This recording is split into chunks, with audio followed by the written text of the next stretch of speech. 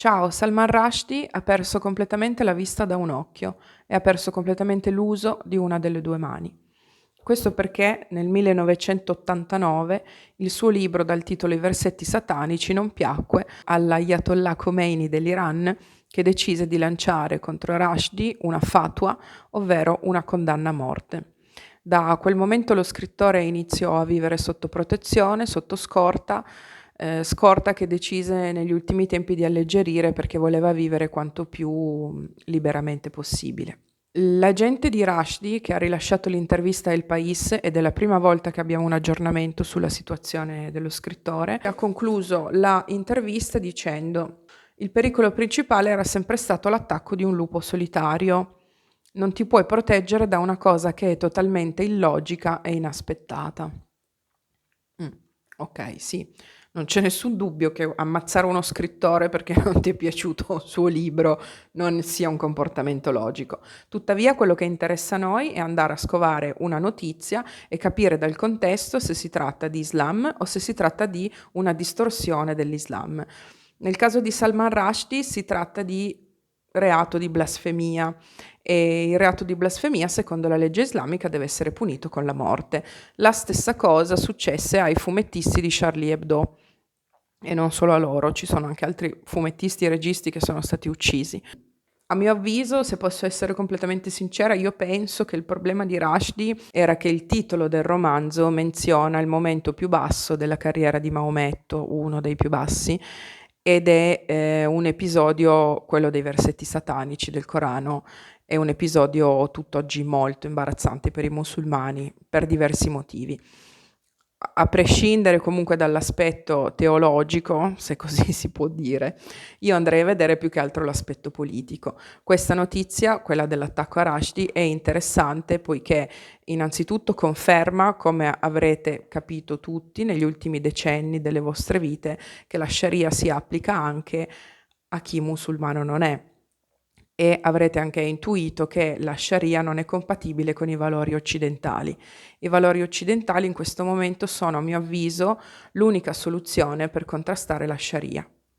I valori occidentali sono anche gli stessi che permettono la libertà di religione, libertà di espressione anche, libertà di parola, libertà di scrivere ciò che si vuole e libertà di manifestare. A tal proposito mi ricollego quindi subito alla seconda notizia. Sabato scorso a Rotterdam, in Olanda, c'è stata una manifestazione di un partito che si chiama Pegida. È l'acronimo di, credo che siano i geni di Rotterdam. Allora, significa Europei Patrioti contro l'Islamizzazione dell'Occidente. È un'organizzazione populista anti-islamica che è stata fondata a Dresda, in Germania, e che sta raccogliendo molto consenso anche in altri paesi del nord Europa, fino alla vicina Svizzera. Allora, questo partito Pegida rientra perfettamente nella fenomenologia che io seguo da tempo del rogo del Corano, ovvero esistono dei partiti anti-Islam che ogni 6 mesi, ma a cadenza anche abbastanza, anche più frequenti di 6 mesi, indicano delle manifestazioni in cui dichiarano che vorranno bruciare il Corano. Di solito non lo fanno neanche perché alcune persone di queste comunità islamiche fanno delle manifestazioni, delle contromanifestazioni che molto spesso sfociano nella violenza, negli incendi, lancio di pietre, lancio di sassi e così via. Vi lascio il link in descrizione che riguarda dei riots che c'erano stati in Svezia qualche mese fa e lì avevano veramente esagerato. Quei musulmani avevano incendiato le macchine dei cittadini svedesi, una scuola, i cassonetti, avevano tirato pietre ma per giorni, questo, in più cittadine, una era Malmo, le altre non me le ricordo. Ora a Rotterdam è andata un po' meglio, è andata un po' meglio, guardiamo le immagini.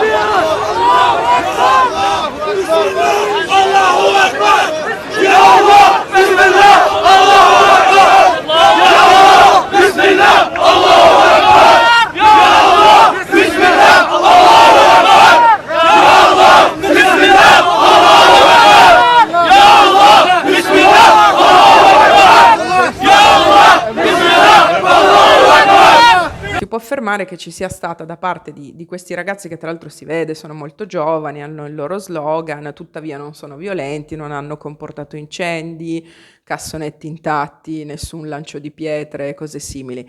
Però c'è il finale tragico, perché a un certo punto la polizia di Rotterdam va da questo partito, chiede per favore che non brucino il Corano. Perché? Perché hanno paura di un'escalation delle violenze. Rispettano la richiesta della polizia e la manifestazione da parte di Pegida finisce lì. Ora, perché ho definito il finale tragico? Perché bisogna interrogarsi su questo. A nessuno fa piacere allinearsi con questi partiti. Nessuna persona di buon senso può affrontare così un'ideologia problematica dicendo adesso vado in piazza a incendiare il Corano. Non ha nessun senso. Sono delle provocazioni che vengono fatte affinché la comunità islamica di riferimento esordisca, molto probabilmente con degli scontri, con delle violenze, con degli incendi, e quindi il partito politico di estrema destra, populista che sia, abbia la vittoria facile. Bisogna però tornare al punto principale. Come si contrasta la Sharia? La Sharia si contrasta restando fermi e saldi e concentrati sui valori occidentali. Fra questi valori occidentali c'è la libertà di espressione? Sì. Pegida ha il diritto di manifestare?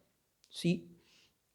Ha il diritto di incendiare dei libri, anche dei libri religiosi, ad una delle loro manifestazioni?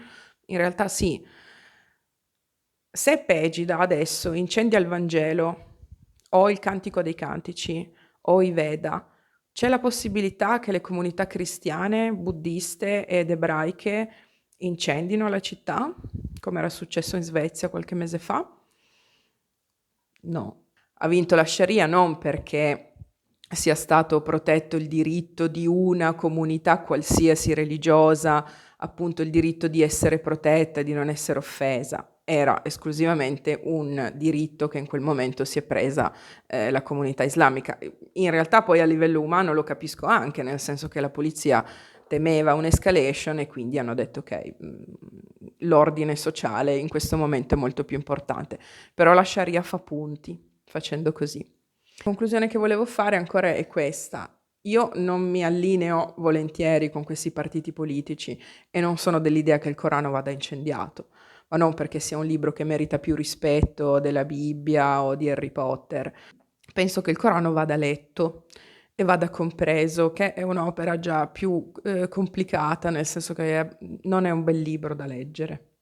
Se qualche persona di fede islamica dovesse guardare questo video, una preghiera: non cadete in queste trappole, perché che siano di estrema destra, di estrema sinistra, che arrivino provocazioni da Il Genio della Domenica, lasciate perdere, nel senso che lo scopo di queste persone è soltanto quello di dimostrare che le comunità islamiche sono problematiche e quindi cambiare politica per quanto riguarda l'immigrazione, ma non sono persone che si vogliono sedere e fare un dibattito onesto, ideologico, civile, teologico su quelli che sono i contenuti del Corano e cosa possa essere compatibile con l'Occidente rispetto alla Sharia e mille altri argomenti. Sono persone soltanto che vogliono gridare al chiudete i porti nella loro lingua, in olandese, chissà come si dice, e basta. Quindi non cadete in questa trappola, siete molto meglio di quello che l'Islam prevede. Sì, io lo penso da tempo. La maggior parte dei musulmani è molto meglio dell'Islam. Ciao, grazie mille.